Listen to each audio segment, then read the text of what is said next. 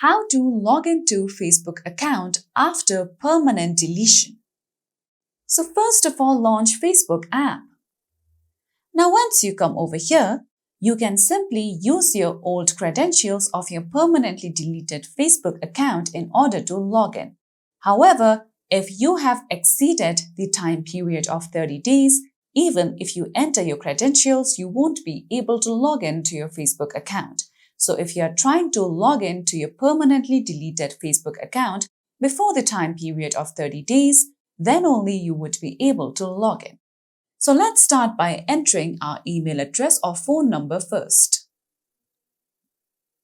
Now let's enter the password. After this, just tap on Login.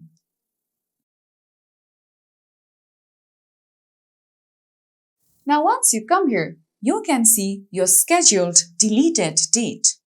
All you would have to do is tap on the option of Reactivate.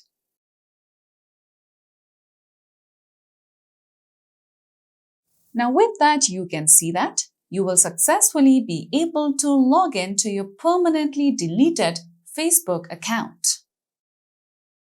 So that's all for today's video, and at last, don't forget to subscribe to our YouTube channel.